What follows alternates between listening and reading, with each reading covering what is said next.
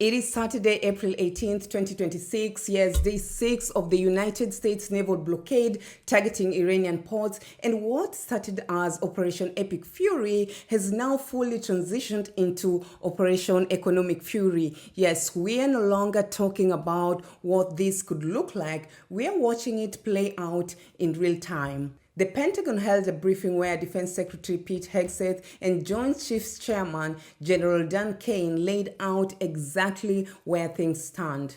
Which is where we'll start with a message to Iran's military leadership, to the KH leadership and IRGC leadership. We're watching you. The math is clear. We're using 10% of the world's most powerful navy, and you have 0% of your navy. That's real control. Hegseth called the blockade a polite option, and that tells you everything. President Trump also posted on Truth Social, repeating a message he has been consistent on since the beginning. This war is close to over, and he still wants a deal. So while the military posture is maximum pressure, the political signal is there is still an off-ramp, a way to settle this diplomatically and avoid further escalation. That kind of dual messaging coming out of Washington is intentional. But it's also risky because from the Iranian side, they are reading everything and they do not trust the United States.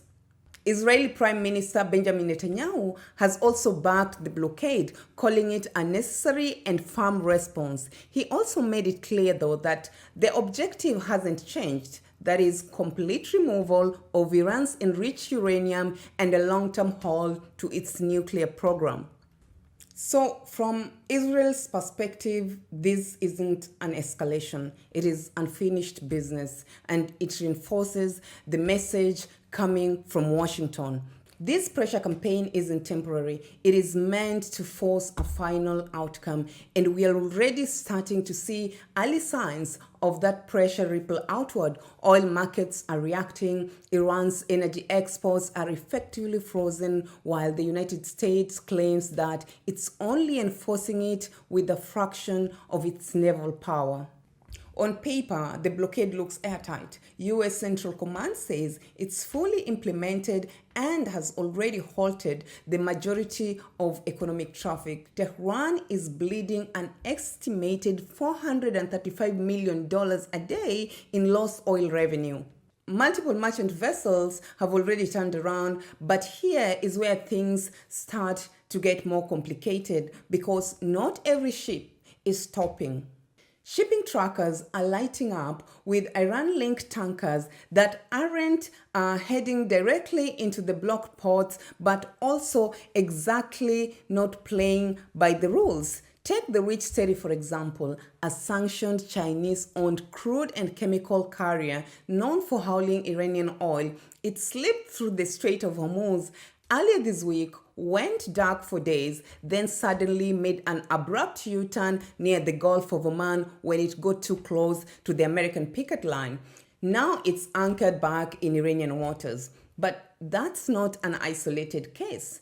At least 3 other Shadow Fleet vessels have been caught playing the same game, turning off transponders, doing mid-ocean ship-to-ship transfer, then trying to ghost their way out under different flags. So yes, the pressure is working, but it's not perfect. On the Iranian side, the IRGC Major General Ali Abdali responded quickly and sharply. He warned that the American blockade violates the ceasefire and declared that Iran's armed forces will not allow any exports or imports to continue through the Persian Gulf, the Sea of Oman, or the Red Sea. Other senior IRGC commanders have echoed the same threat, promising a harsh and decisive response. But then again, the rhetoric doesn't seem to match the reality on the water. Iran's conventional navy has been heavily degraded. What they still rely on are asymmetric tactics, that is, fast attack craft, drones, mines, and of course, proxy forces.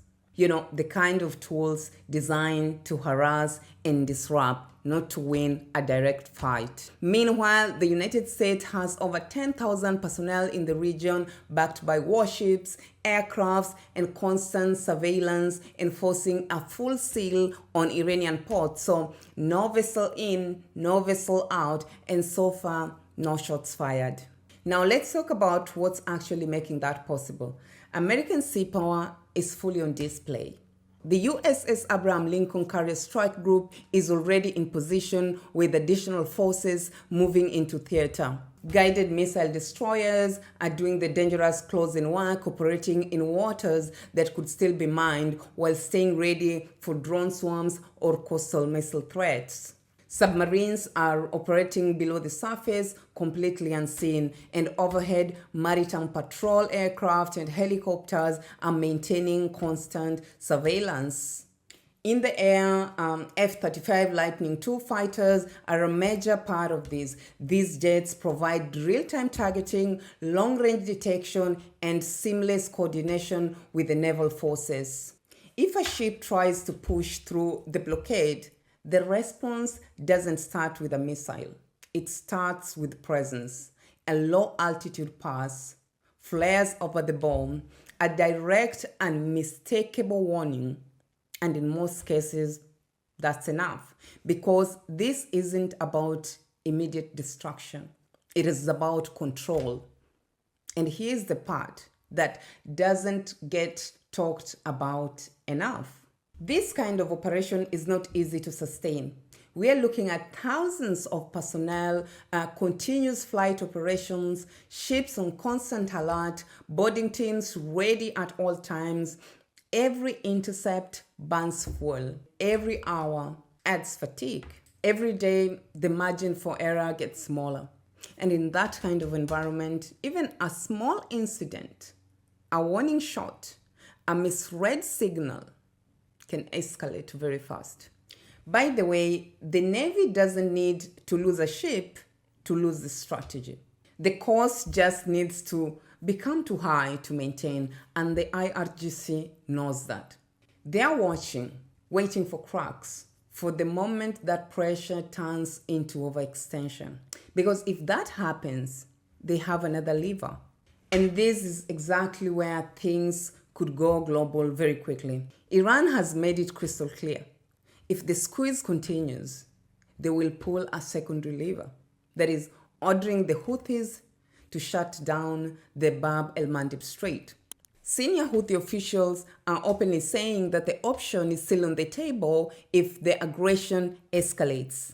They have resumed missile strikes on Israel in the last 2 weeks as a show of solidarity with Iran. They haven't targeted commercial shipping yet, but their leadership is already calling the el-Mandeb their key pressure tool, and that matters. Because one order from Tehran and suddenly you are looking at dual chokepoint crisis. Hormuz squeezed to the east, el-Mandeb threatened to the south, and at that point, this stops being contained. Now you're talking about global shipping disruption, rising insurance costs, longer routes, and immediate pressure on energy markets. Countries like China, who still heavily rely on Iranian oil through unofficial channels, are now directly affected, which introduces another layer to this strategy. Because Washington isn't just pressuring Tehran, it is indirectly pressuring Beijing. At the same time, global reactions remain mixed. Some allies are calling for de-escalation, others, most of the Europeans, are staying out of it, and behind the scenes, back-channel talks are reportedly still moving. So where does that leave us? After 6 days, we are at a turning point. There are 3 directions this could go from here. First, the pressure works, economic losses stack up, and Iran returns to the table with real concessions.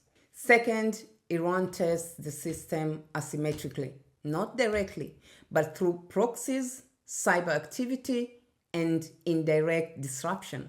Third, the political off-ramp gains traction. We see a partial easing and the negotiations take priority. Right now, all the three parts are still on the table, but the window is closing because this isn't about whether the blockade holds. It's about whether the United States can sustain this level of pressure long enough for it to work without triggering something bigger. So the question is, what happens next? Does Iran test the line, or does the pressure force negotiations?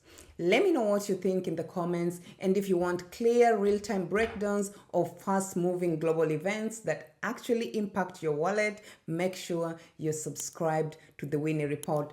Thank you for watching. I am Winnie, and I will see you in the next one.